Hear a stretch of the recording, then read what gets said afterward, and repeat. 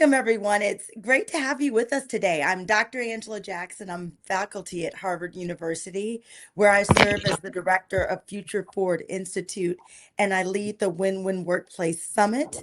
And what we do is we partner with employers across the country to really build and execute talent-centered businesses that drive real business results.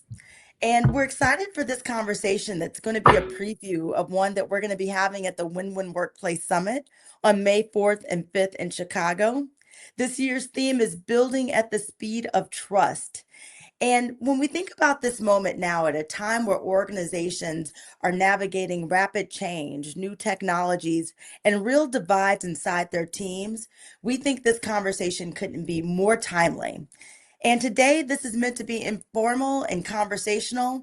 We'll explore some of the biggest challenges that our leaders are facing today and what's underneath them, and what it actually looks like to lead differently in this moment. And we'll leave some time for questions at the end. So, with that, I'd like to bring on my colleague and friend, Van Jones, who we all know and love from CNN, and most recently, the founder of Rapport. So, Van, I'd love to start with what you're seeing in the workplace right now and then dig into Yeah. what's underneath it and what leaders can actually do differently. Well, look, I think that most workplaces are what we at Rapport call 3D workplaces. The first D is distributed. Most of the time, everybody's not in the office at the same time. You have people who some are working late, some are totally remote, some people are overseas. So you have a distributed workforce. You also have a diverse workforce, even if it's just these different age levels. You have everybody from Generation Z to the Boomers all in the same organization sometimes. Just that by itself it creates some stress and some difficulty and challenge. And then lastly, unfortunately, also sometimes divided. Um, Politics now has gotten so polarized. Issues, people, jump into different camps. And so you sometimes are dealing with, as a manager, a distributed workforce that is also diverse and divided. And so that creates real challenges. And, I'm committed to both the human approaches, but also the technological approaches that help people to perform well and under those circumstances. Yeah, I really appreciate that because that's the challenge, or like what I've been saying with my research coming out of Harvard, it's also the opportunity when we think about the workplace. It's one of the last places where we can come together across, perceived lines of difference and divides. And to your point, we're in a five-generational workforce. So when we're thinking about that, and still we have so many organizations struggling with trust engagement. I'd love to figure out like what you're seeing. Like, how do we get behind those deeper blind spots or sore spots that are they're showing up in the Hmm. workplace? Well, look, on the human side, I mean, you picked, the terms I like to use. Uh, for a long time, I think we were trying to handle this with approaches that I think relied a little bit too much on what I would call blame and shame. Yeah. You have a diverse workforce. If you don't get it, we're going to call you this, we're going to call you that, we're going to call you out, we're going to, cancel you. I mean, all that kind of stuff was going on for almost a decade. It didn't work. It actually produced a backlash uh, to those whole kind of approaches. So I think we got to move from blame and shame to space and grace as a way of interacting with each other. And in particular, it is in fact the case that at least traditionally there are these kind of different social hierarchies and different power hierarchies. We shouldn't be afraid of that. We should be able to just recognize that and then work with it. So, for instance, I'm a man. I'm black. In a traditionally in a kind of a racial hierarchy, I would be kind of one down, and somebody who was born with white skin would be one up. But as a man, in that traditional hierarchy, I would be one up, and a woman would be one down. And so you can see in different ways, in different places and spaces, you might be one up in this area or one down in that area. Well, that insight then allows us to work with each other because, predictably, when you're one up on something, you tend to have some blind spots. I don't know as much about, gender issues as I would probably if I were a woman. Like you go to a college campus, you ask the students, ask the guys, tell me about gender on this campus. A lot of times the guys are like, I don't know, some of the girls are cute. Like they don't really have a lot to say. Sometimes those young women will say, well, actually, this professor is very creepy. This fraternity house is not safe. This part of campus at night, you have to be very careful. Why? Because when you're one down, you have a lot of information, but sometimes it's painful. So when you're one down, you have a lot of sore spots. When you're one up, you have a lot of blind spots. So how do we deal with that reality? Nobody can know everything. Everybody's coming from different places. How do you deal with that reality? Well, when you have a blind spot, when you're one up and have a blind spot, all you really want is grace. You say something that maybe didn't land the right way, you told a joke, you offended somebody, you just want grace. You don't want to be canceled. You don't want to be seen as like a bad person. And so, you would want to have an agreement on the team that if somebody says something that creates an ouch, let's, have some grace. But at the same time, when you're one down, when something is hitting your sore spot, when something is bringing up something from your history and your struggle, what you want is some space. You just want to be able to explain why it was an ouchie without somebody jumping in. Well, what about this and what about that? Are you sure it was this? And maybe you didn't even mean that. Can you just have some space to explain how it felt for me, how it landed for me, so that I can get complete with my experience there and feel like that the team is better informed? Well, the reality is everybody's going to be one up at some point. Something's going to be in your blind spot. You're going to need some grace. Everybody's going to be one down at some point. And something's going to hurt your feelings or come off the wrong way, and you're going to need some space. So if you can just recognize that in human workforces, you're going to have some of these imbalances sometimes, and that we're going to give each other grace and space, not rely on blame and shame, you at least have a social operating system that allows for us to deal with difference in a positive way and in a constructive way. And that's kind of something that we've been committed to on my teams. I really appreciate that. In the research that I did around the win-win workplace, we looked at over 1,700 companies, and what we saw is that everyone is coming to work with something, right? A lot of things that we saw during the pandemic that we don't see day to day, that people are dealing with child guilt, caregiving. They're caring for elderly parents. Some people are dealing with, critical illnesses. And one thing that we saw in our research across companies is that when they also looked at the live realities that people were coming to work with and thinking about reimagining their benefits or what supportive programs that they could actually create, that had a tangible net positive impact on the business. And so when we're thinking about those blind spots, it also becomes a richness, right? And just assuming that everyone's coming to work with something, right? And giving that grace, as you said, can make all the difference in creating what we love to call a win-win workplace. Yeah, and I love that idea of the win-win workplace. And it's one of the things your book has been so important to us, and your work has been so important to us, because that's really the answer. Sometimes when we talk about diversity, sometimes we almost act like diversity is the point. But no. Winning is the point. Actually being able to achieve a goal, achieve an outcome, close the sale, win the contract. Winning is the point. And Yes. sometimes we get into a situation where it's almost like a tug of war, and it's kind of, well, either the men are going to win or the women are going to win, or the people of color are going to win, or like you wind up in this kind of win-lose dynamic. But what I think we really want is not just diversity for its own sake. You can have a diverse group of mean people, or a diverse group of people who are not good at their jobs. You can have a diverse group of people who are diversity. No, what we want is high performance collaboration across lines of difference. That's the key, is that when you can get people together who have different backgrounds, different understandings, different mindsets, and they can perform, they can be in a high performance team where the team is just doing amazing, and you're able to pull from everybody else's wisdom and genius and magic. That's what everybody wants to be in. Everybody wants to be in that movie. Everybody wants to be a part of the Avengers. Everybody wants to be in that buddy movie. Starts off, you got the fat grumpy cop and the skinny crazy cop, and they don't get along, but then they suddenly realize they need each other, and they save the world, and they do all the things.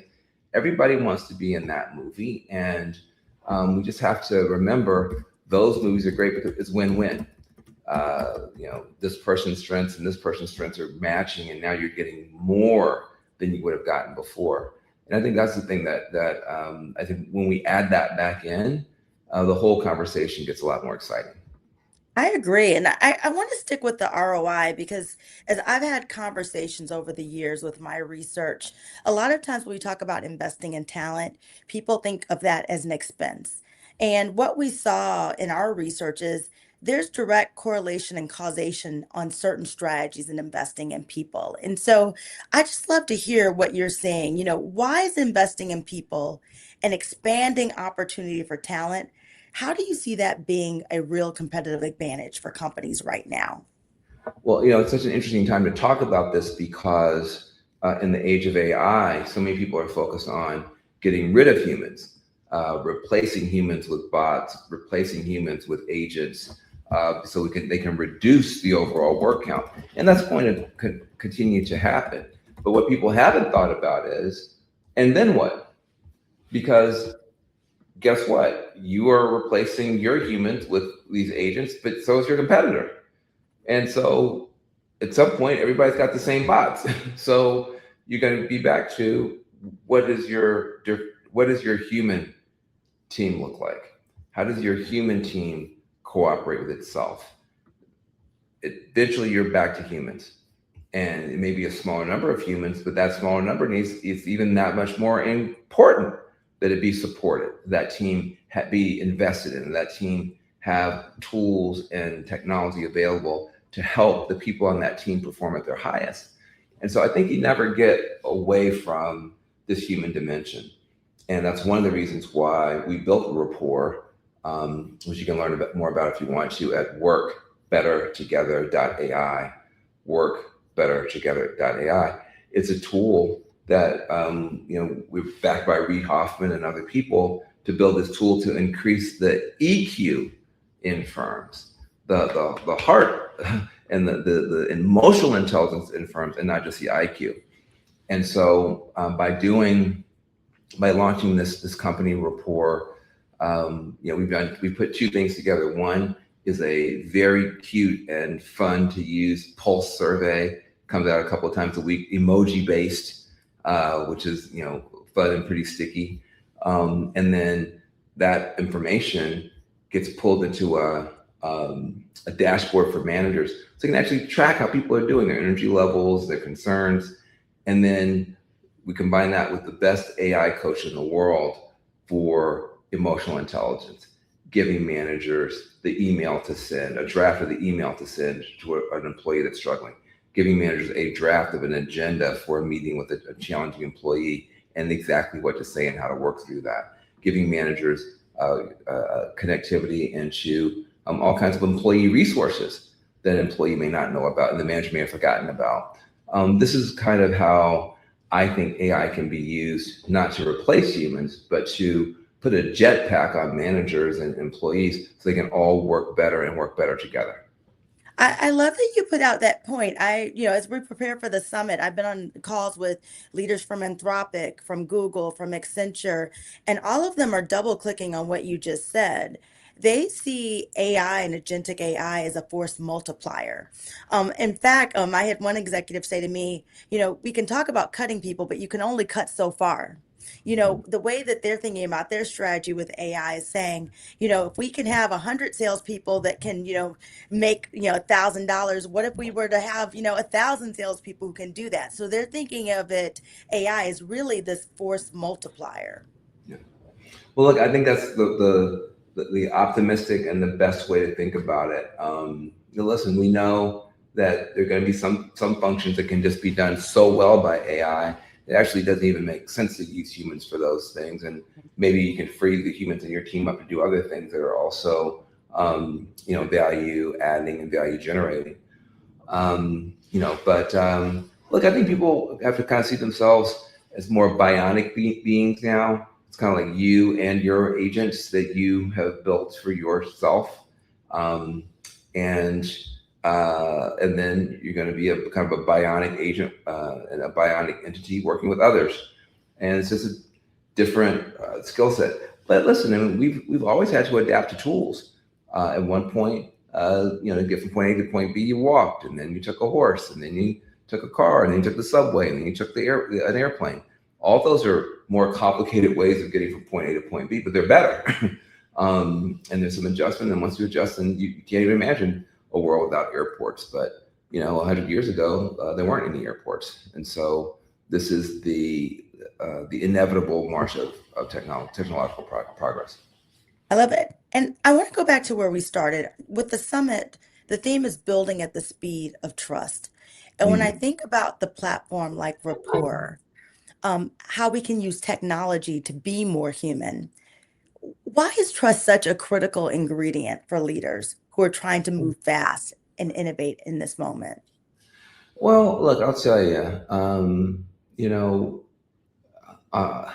your phone is conspiring against you when Mm. it comes to truth and trust. It's just the reality of the situation is that we think our phones are designed to give us information, but really that's not what the algorithms are for. The algorithms don't give you information; they give you endorphins. They just get your brain excited and addicted to whatever's on that screen. It could be the truth or it could be a lie. It could be constructive or it could be destructive. It could be unifying or it could be polarizing. The algorithm doesn't care as long as you're still on there clicking and sharing and scrolling and liking stuff. And so I think having a world where everybody wakes up with their own highly curated algorithm, giving them a picture of reality, makes trust and truth a lot harder. Be like landing on the planet where everybody, when they wake up in the morning, puts on a pair of glasses and sees something totally different than everybody else. The thing that's on your phone in the morning is not the same thing as on your spouse's phone. Certainly not the same thing as on your kid's phone. We are all looking into completely different realities, and we think that ours is correct. We think that what's on my phone is correct. I have good information. This is what's really happening. You're in a bubble. You're in a cult. Everybody else is getting bad information. But me, myself, magically, I'm the one getting the good information. Well, that's highly unlikely. And so you start off at a deficit. Um, when you wake up in the morning, um, there's not a common narrative. There's just confetti. So that means you have to work that much harder to establish shared reality with people. You have to listen more. You have to talk more. You have to share more. But the reality is, these phones actually have us getting more and more into our own bubbles and blocking. What's this person talking about? I want to block this person, unfollow this person. I don't want to, have these challenging bits of information. I want a nice, I just want ice cream all day on my phone. And uh, so trust is, therefore you have to work harder, and it puts you back in the old ways. You have to have relationships with people. You have to listen to people. You have to give grace and forgiveness to people when they make mistakes, disappoint you, let you down. You have to go above and beyond the call of duty to discover the other person's truth and to win and maintain their trust. I really appreciate that. We're on the LinkedIn platform, and we have one of our advisors to the summit, Victor Sanchez, who works at LinkedIn, and he works in their division where he's actually creating the offices for LinkedIn. And one thing he shared with me is that he thinks of AI as an enabler, and that they're trying to create spaces in LinkedIn so that people can actually, when they come in person to the office, that they can be more human. Yes. Right? Okay. That they don't have to worry about their technology. And he doubled down on what you said, Van. Relationships, relationships, relationships. Like that's what they see the future of innovation, and really getting really crisp on what are the things that are uniquely human that people can do in person together, that you can't do apart. And how do we lift people out their own bubbles and silos? Look, that's the key, and I think that whatever happens with technology and certainly developing in a rapid pace and across so many different fields of endeavor, I think people are going to stay pretty much the same. And I think people, they want to belong to something. They want to feel valued. They want to feel heard. They want to feel that their contribution makes a difference. They want to be compensated. um, you know, and um, and because humans at worst will be quote unquote in the loop with AI. Preferably they'll be in the lead. Preferably we won't just have humans in the loop. Hopefully we'll have humans in the lead. But I hope so. most of the positive scenarios have humans involved, and therefore improving people, enhancing people, uh, putting people on an exponential curve for their own development is going to be an important part of a future that works. I love that. And Van, we all know you. We love you. You could be doing anything. And I know that this work matters so much to you that you decided to build a company, Rapport, to address that. Can you just tell me more about like what is it, the origin story behind you that really motivated you to solve this problem in this moment? Well, it's funny. It goes all the way back to 2020 and 2021, when, after George Floyd and COVID and everything, and folks were just going nuts. Um, and I was getting called, as were you and so many other people, to do all these Zoom calls and phone calls, and how can we all come together? And I had an idea for a business that turned out to be a terrible idea, which was, well, maybe I should just create like a master class, like the kind of a series of videos that people can just, rather than having me say the same thing over and over again, we could kind of do that as a business. But I was lucky. I met a guy named Tajio who's been very successful using AI for human empathy.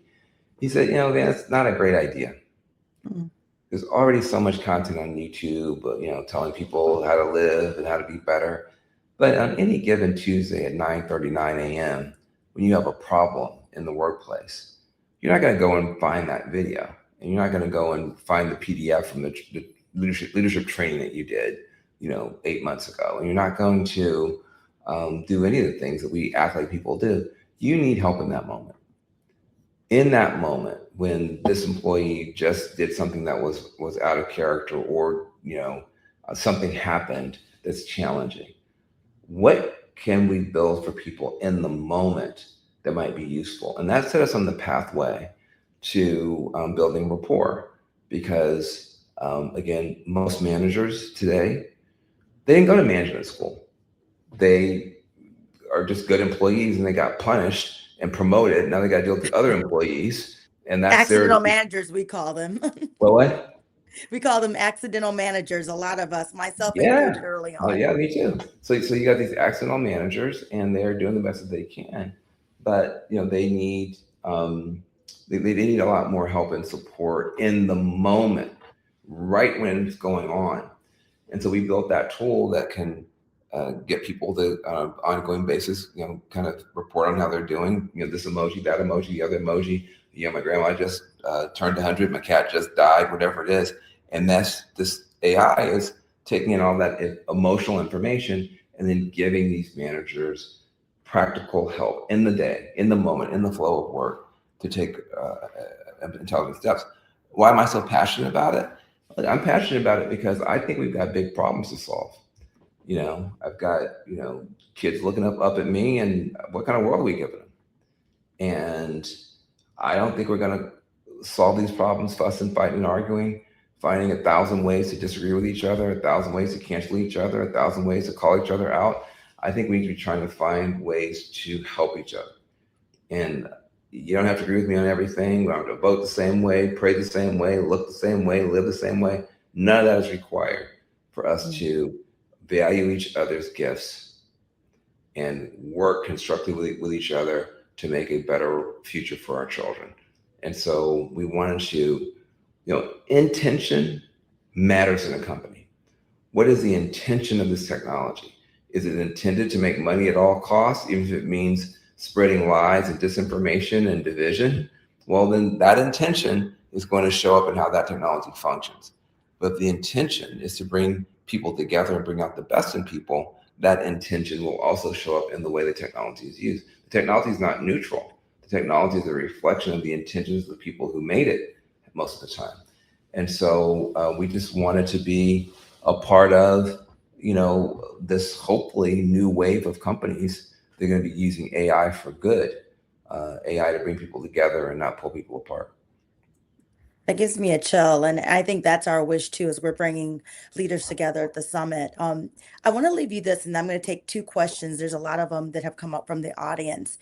If you were speaking to directly to CEOs and HR leaders who are going to be joining us in Chicago this May, what challenge would you put in front of them about how they lead their organization and their people in this moment? I just think people are scared. People are not well. The news every day is very, very disturbing. Whether you're talking about wars or whether you're talking about the economy or whether you're talking about violence or whether you're talking about technological disruption of their fields, of their companies possibly.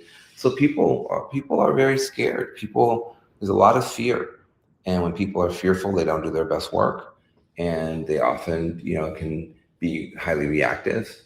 And so I would challenge CEOs to at a human level, their own human level, deepen your capacity to be with people, deepen your capacity to be with people who are going through something. If the leader is centered and is clear and is calm and is compassionate, that manifests throughout the whole organization in some ways. But the leader is detached and stressed out and upset and upsetting, then that also ripples out. People are going to, in times of stress and crisis, they look to the leader more than any other time to get their sense and their bearings. And so I think it's important at that human level. And then I do think that, whether it's tools, like Rapport, and there are other tools out there, you're not going to be there with most of your managers most of the time. And relying on an annual survey once a year to kind of give direction, that's like, can you imagine flying a plane based on the annual survey from 6 months prior? You're going to fly right into something. So, so I think we need better tools, but I think we also need better hearts in the person of the people who are leading us through all this. Yeah, I really love that. And I'm just looking at some of the comments. And I just want to point out Ada Bahini said navigation tools, right? We can't do this in a vacuum. And in this moment, we do have tools like Rapport that can help us be more human, that can help us actually, without a huge cost, do pulse surveys and check in with talent just to see how people are doing. And I always remind leaders when I'm in front of them, we're in the middle of a war, right? We've got people, again, who are caring for parents and for children and doing the best we can. The time is now to check in with your people and to check in regularly. Van, I want to thank you for your time. I know we're just at 1:29 and there's some questions we didn't get to, but we'll follow up. I want to thank you again for just joining us. And to everyone who's listening, if this conversation resonated with you, we'd love to invite you to join us at the Win-Win Workplace Summit on May 4th and 5th. We will be joined by Van's colleagues at Rapport, who will be demonstrating that technology to our leaders there. And we're bringing together leaders who aren't just talking about these challenges, but they're actively solving them, trying new approaches, and really being able to share what they learned and how this is impacting the ROI of their business. So if you're thinking about how to lead differently in this moment, we would love to have you in that room. So we'd love to have you join us. So remember, join us on May 4th and 5th at the Win-Win Workplace Summit. Van, thank you again for your time. Well, thank you for including me. I appreciate the opportunity. Take care. Bye-bye.